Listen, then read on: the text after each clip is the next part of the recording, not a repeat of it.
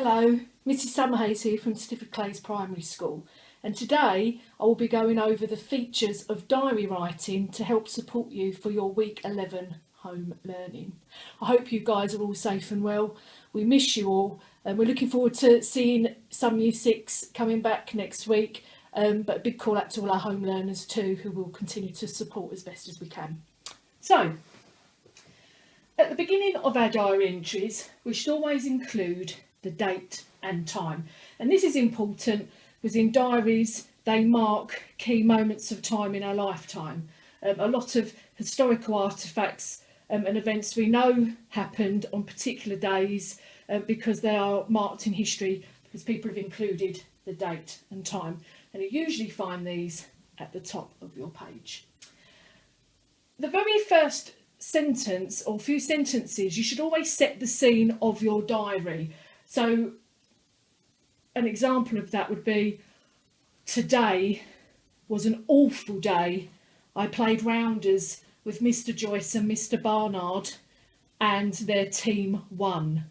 So I'm setting the scene, I'm setting the context of the day that I'm writing about.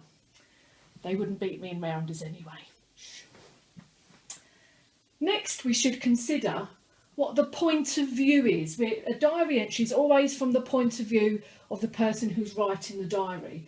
And we should always be aware that a diary really centres around the feelings, the thoughts and emotions of the person at that time. And it's very personal to them. We should never forget our use of senses. So our diary entries, we should be very aware of what we may be seeing, things we may hear, what we feel, what we can touch, what we can taste. And obviously I've asked you to write a diary entry from the perspective of a soldier in the D-Day landings.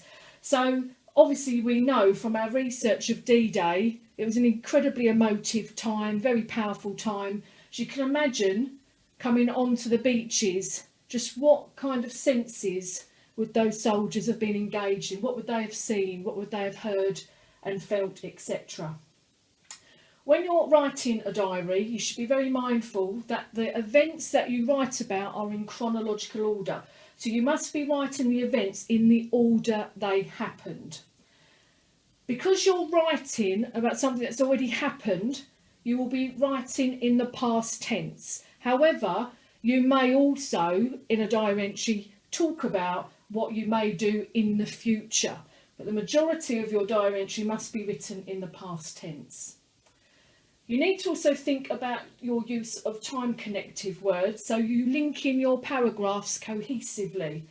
So think about using words such as after, then, before, later.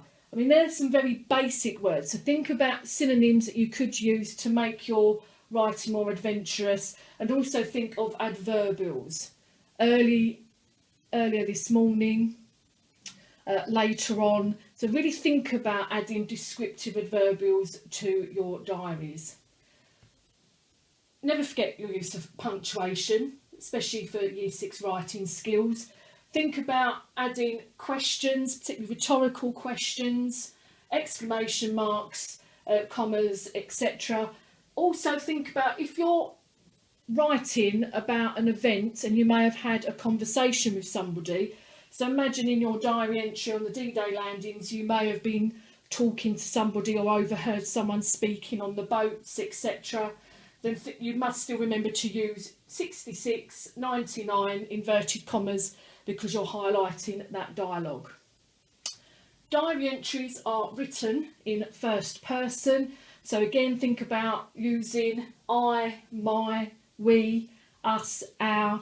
They're just some examples of the words that you would include in a diary entry because you're writing it from your perspective. Diary entries are written in paragraphs, so make sure in your paragraphs you're given a real sense of when, what, why, who, how, to really set the scene so the reader can get a real feeling of that moment in time. And with diary entries, we also talk about informal style. So your use of language would be very different, say, if you were writing formally to somebody. You may use what I call very much chatty language, You may incorporate some slang words because you're writing informally, because it's a diary that's personal to you. So I hope this helps you. We really look forward to seeing you all again soon. Please stay safe and take care. Bye.